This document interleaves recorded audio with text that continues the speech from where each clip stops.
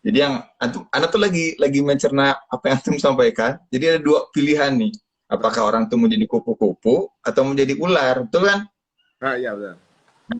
Kalau jadi kupu-kupu dia pasti ada perubahan gitu dalam Ramadannya. Nggak nganggap Ramadan tuh hanya bulan ya sekedar numpang lewat lah, sekedar solihah aja deh sebentar gitu kan. Justru di bulan Ramadan juga bulan pendidikan. Nah sekali lagi, anak mencerna yang antum sampaikan tadi. Bulan Tapi Ramadan itu bulan pendidikan.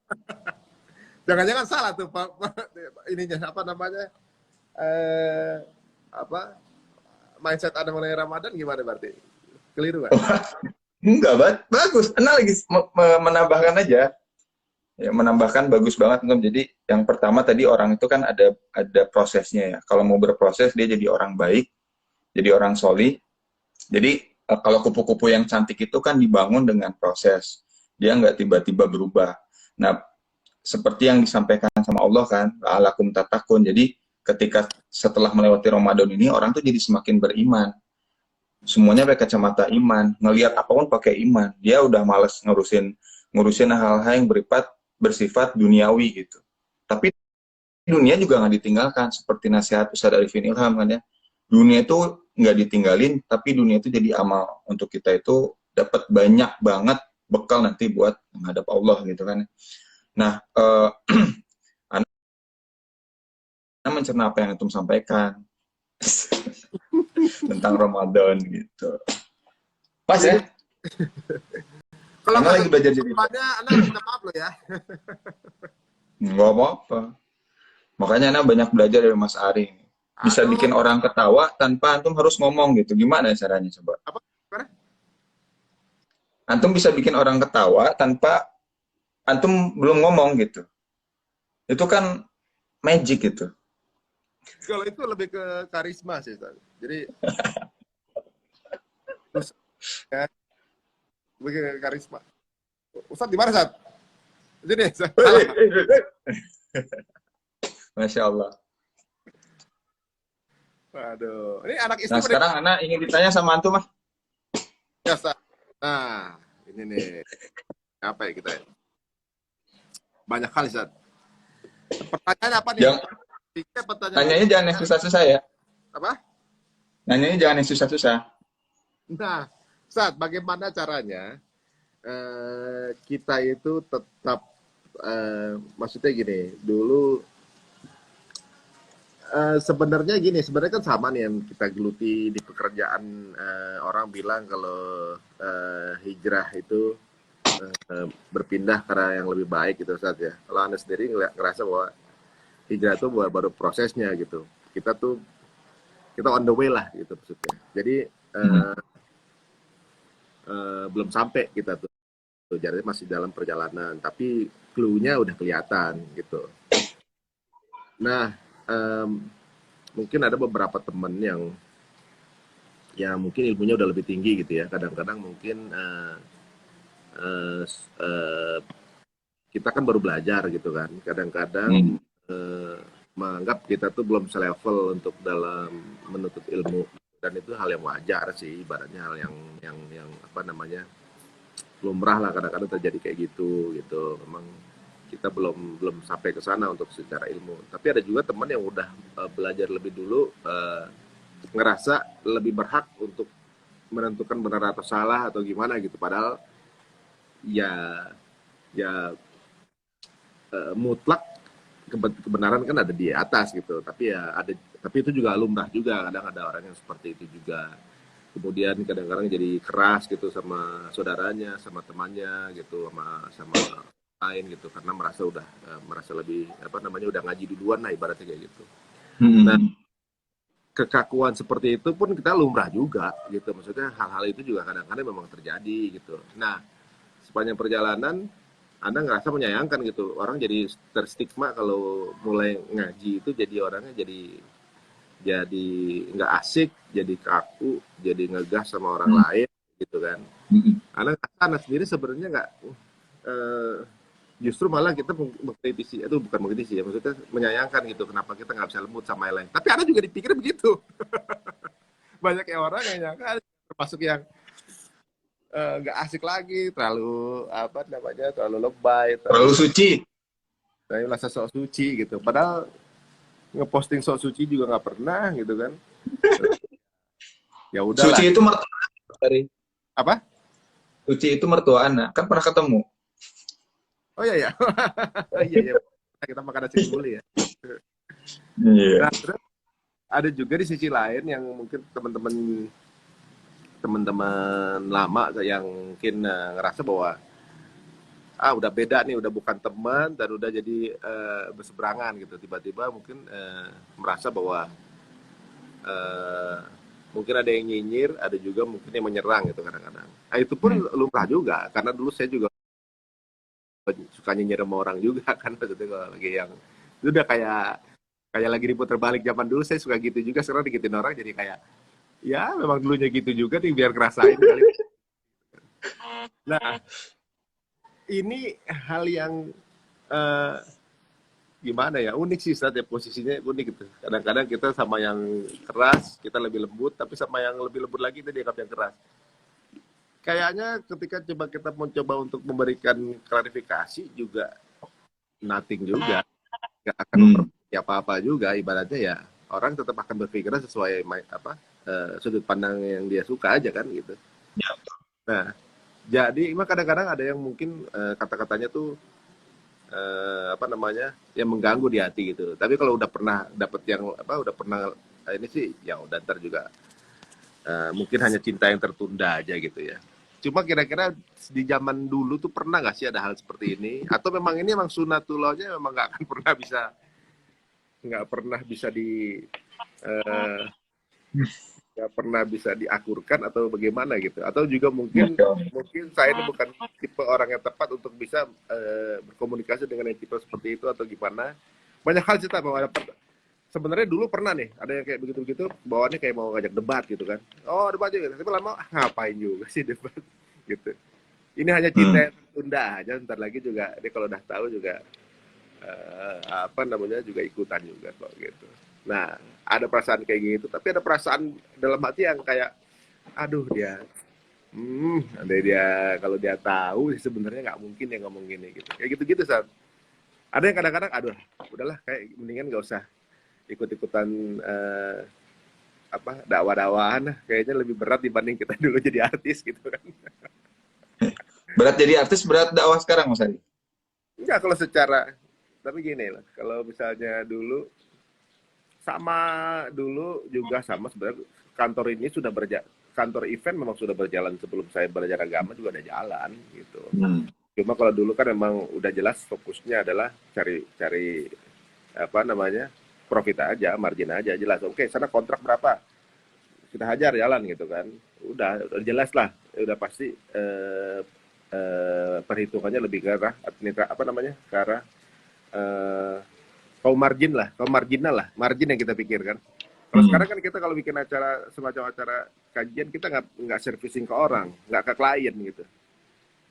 Jadi kita tuh Ya. sendiri, ada apapun sampai A to Z, yang sampai ada miss apapun itu orang nggak tahu karena ini bawaannya marwah gitu. Jadinya ada di belakang ada segala, ini marwah yang kita angkat gitu kan. Tapi ternyata gempurannya tuh luar biasa gitu ke kanan kiri. Nah, kalau kita lihat ternyata secara eh, apa namanya, secara cobaan lebih kebanyakan di sini sih gitu.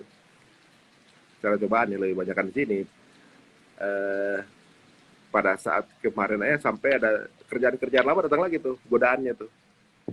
Wah, dengan posisi margin kembali gimana nih? Mau diambil nggak? Segini loh untungnya, udah gitu-gitu. Di sini Masya kan Allah. lagi ribut banget nih, di posisi kita nih lagi kemarin tuh sempat ada kusut lah gitu, salah paham dengan beberapa hal gitu. Di sini lagi ini jalan plong nih, udah tinggal jalan doang, secara tender udah aman segala macam lah gitu kan. Wah, memang setan tuh masuknya di posisi-posisi genting ya.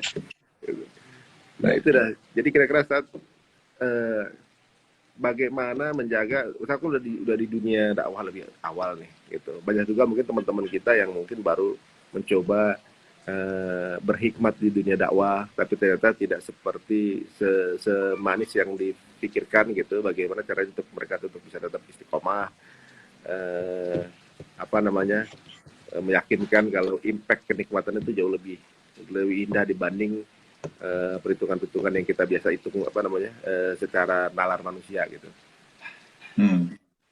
Masya Allah. Pertanyaannya banyak ya. Bukan banyak, maksudnya itu urutan dulu. Intinya bagaimana jaganya gitu loh. Ternyata kan nggak apa namanya nggak semudah jalan di taman gitu Oh rasanya. iya. Nah, ya, Masya Allah pertanyaannya ya. Saya mau ngutip satu nasihat buat antum dari Ali bin Abi Thalib ya. Jadi Ali bin Abi Thalib itu pernah bilang, tak perlu bersikeras menjelaskan siapa dirimu yang sebenarnya. Karena orang yang mencintaimu tidak membutuhkan itu, dan orang yang membencimu tidak akan percaya itu.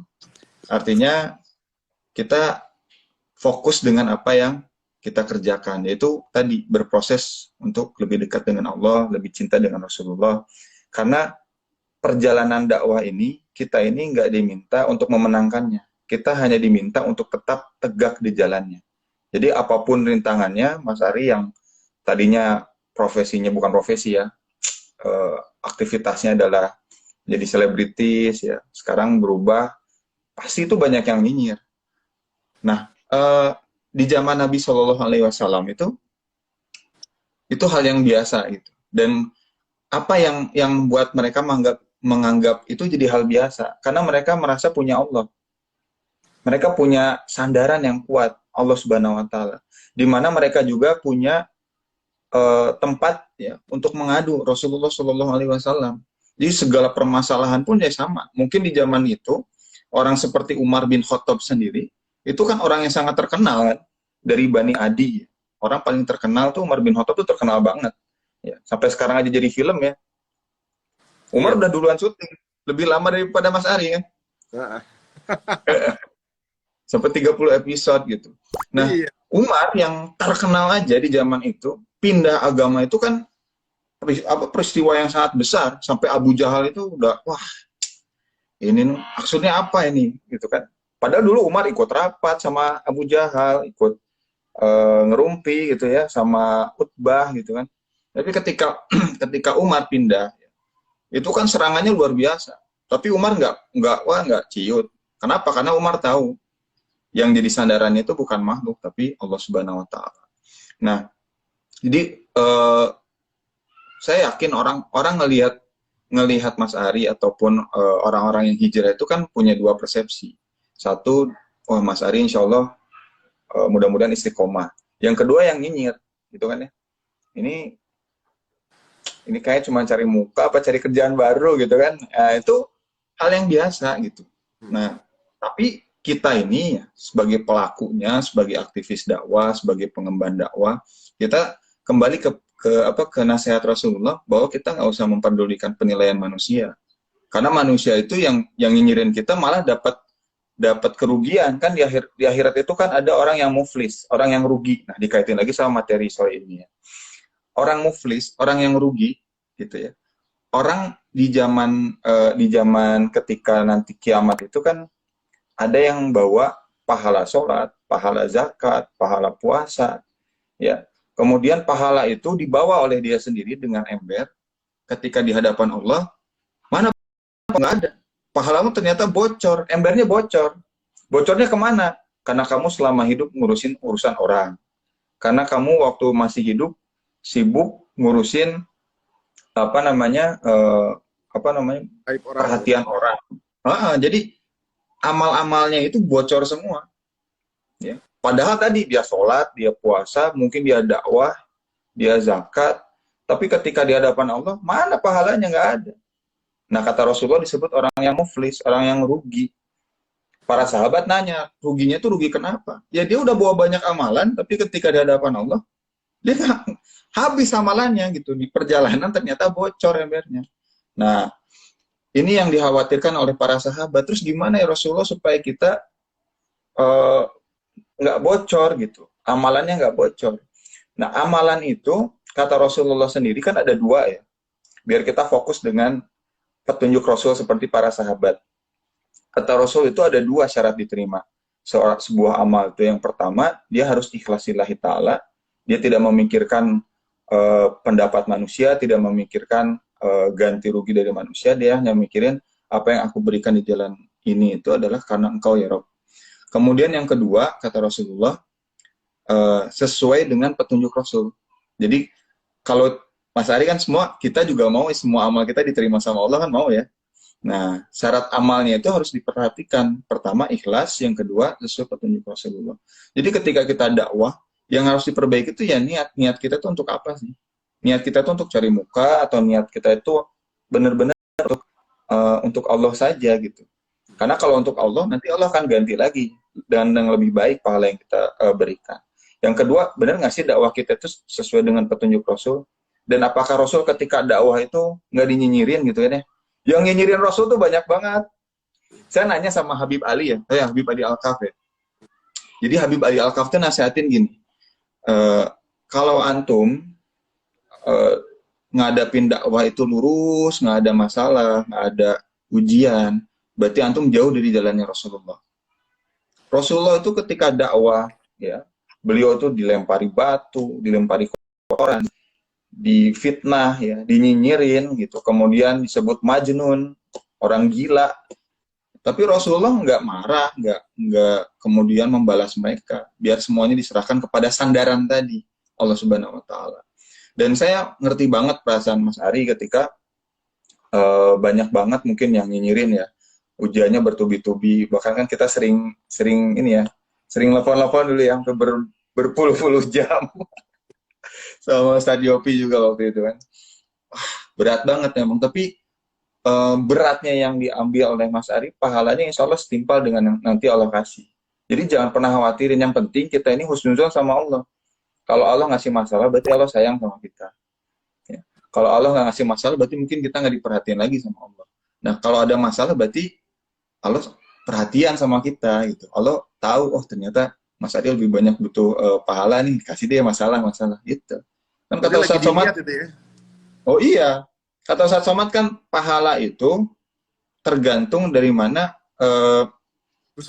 usaha yang kita lakuin gitu. Ya, memang nggak gampang, dakwah tuh susah. Ya. Hanya sedikit orang yang bisa bertahan, Mas Ari. Tapi saya bersyukur banget lah, dan saya terus doain Mas Ari biar terus istiqomah ya di jalan dakwah ini. Kalau bisa jangan sampai jangan sampai kelempar dari ring dakwah ini. Kalau ibaratnya gitu. Karena kita itu kan diminta tentang keistiqomahan, bukan Mas Ari hafalannya sama malaikat ditanya, Mas Ari hafalannya sudah hafalan juz berapa? Juz 31, Ustaz, udah kebaca kan? Nggak hafalin. Nah, terus kemudian, apa yang Mas Ari lakukan sama di dunia? Udah saya sedekah miliaran, wah ratusan miliar. Enggak, malaikat nggak nanya. Tapi seberapa banyak Mas Ari melakukan keistiqomahan. Dan percaya itu jangan percaya saya, jangan percaya Ustaz, percaya sama Allah.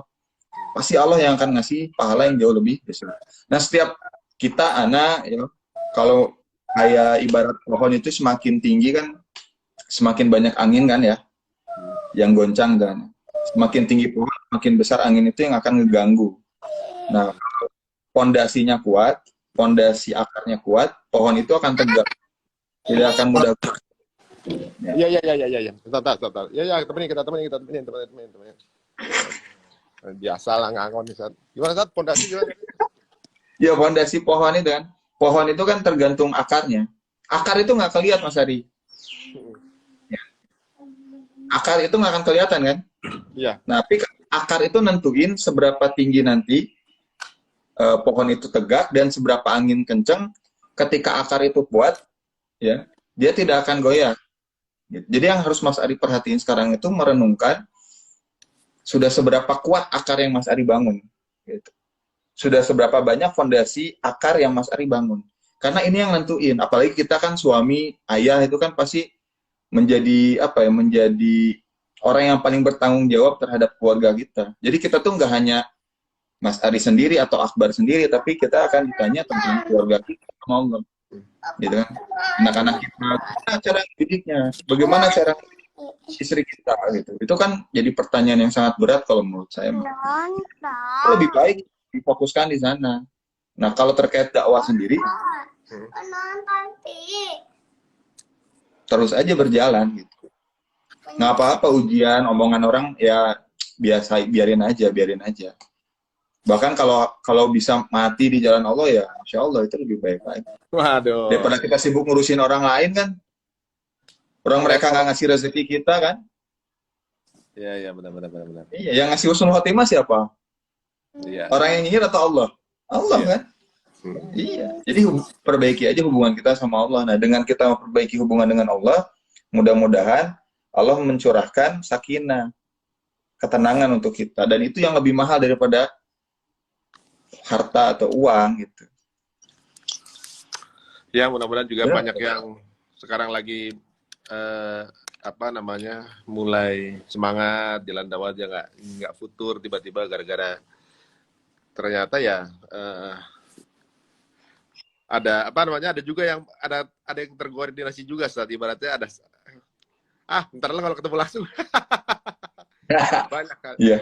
banyak Iya. kan banyak kan. Nanti kita ngobrol lah insya Allah. Karena juga rindu banget nih ketemu Antum. Tapi ada satu poin penting Mas Ari. Yang ngebuat saya itu nggak pernah mau ragu untuk keluar dari dakwah. Saya ingat Nabi aja.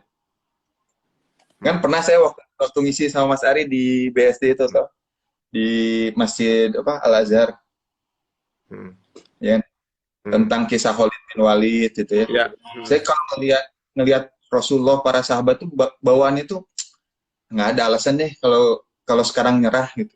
Nggak ada alasan deh kalau sekarang berhenti. Wong Rasulullah sampai mati aja yang diingat kita. Masa kita nggak mau ingat Rasul gitu? Masa kita nggak mau memperjuangkan apa yang Rasul perjuangkan? Gitu. Nah dengan punya persepsi itu, diri kita tuh otomatis itu bangkit lagi motivasinya. Karena gini loh, motivasi itu bukan datang dari orang lain, Mas Ari. Bukan datang dari ustadz-ustadz, bukan dari orang lain, tapi dari diri kita sendiri. Kalau kita bangkit, kita bangkit perasaan kita, dan insya Allah semuanya itu akan mengacu pada kembali lagi konsisten gitu di jalan dakwah ini. Gitu, gitu Mas. Jadi jangan pernah berhenti lah. Jangan punya pikiran sedikit pun, Mas Ari itu yang udah masuk ke ring dakwah ini keluar. Kan kemarin udah belajar sama petinju dari Austria ya. Iya. Malah ikutan dia jadi muslim kan, gara-gara masuk ring. Iya. Di saat yang lain pada mulai masuk, masa kita keluar, gitu kan? Iya. Jadi dari obrolan barusan saya dapat masya Allah dapat apa namanya penyemangat di mana justru pada saat kita dapat cobaan, dapat masalah, justru kita sedang diperhatikan, gitu kan? Jadi mestinya menyikapinya ketika ada masalah kita ini ya apa namanya bersyukur malah ya, alhamdulillah. Ternyata dikasih apa namanya dikasih cobaan gitu. Iya, betul. Berarti itu tuh Allah tuh sayang banget sama antum loh. Jujur. Amin. Allah tuh sayang banget. Dikasih ujian, dikasih kesempatan buat event 2 kali hijrah fest secara besar gitu ya. Setiap orang yang datang itu pahlawan tuh. Bentar. Mau apa? Spiderman. Oke, Spiderman. Tuh. Biasa, Stad. Kalau sore kita bagian ngangon. Soalnya kan sama. Gitu. Nih kebetulan nih ruangan nyepi kita nih. Ini berhubung udah mau bukaan aja nih. Tuh. Yeah. Jadi kita nggak tinggal di rumah. Kita tinggal di sini gitu. Semalam keluarnya kalau ada ini doang gitu. Nah di sini nih. Masya Allah. Nah makanya nih bawa juga jadi bawa laptop biar menghibur si ini. Ini berantakan banget tapi. Wah asik enggak itu. Asik banget. Itu kayak punya masjid sendiri itu di rumah. Tapi enaknya jadi kita tuh ada rasa kita tuh kan kemarin apa namanya pas ngobrol berdua malam-malam matiin lampu terus pasang lampu-lampu yang ada bintang-bintang ini ya yang disukain sama itu kan ngobrol ya Allah kok begini malah enak ya gitu jadi kita tuh justru kita nggak tinggal di rumah kita tinggal di sini ini kita kayak lagi liburan ya Airbnb dapat rumah yang satu kotakan gitu kan iya Masya Allah. tapi seru ya iya seru kan tapi di sini jadi ngebonding gitu kita satu selimut bareng rame-rame sambil cerita terus Masya Allah. jadi serunya di situ gitu nah siapa yang bangun duluan kakaknya lagi rajin kakaknya langsung ngaji gitu ada yang mulai lampu mulai kepet udah mulai ada yang ngaji udah yuk kita ambil wudhu di sebelah Aduh, itu nikmatnya nggak bisa dibayar. Jadi di balik kita nggak bisa apa namanya memiliki kenikmatan ke masjid taraweh gitu, kita Ya. dikasih kenikmatan yang lain sama Allah di rumah nih, masya Allah luar biasa. Kita nggak bisa keluar rumah untuk cari makanan, tiba-tiba banyak endorsan datang. Aduh, masya Allah, alhamdulillah. Setiap hari kayak kita lagi dapat bukan yang beda-beda ya. Jadi kalau bukan Allah siapa lagi gitu ya. Jadi pokoknya justru kita menyikapi kayak, aduh ini Ramadan ini spesial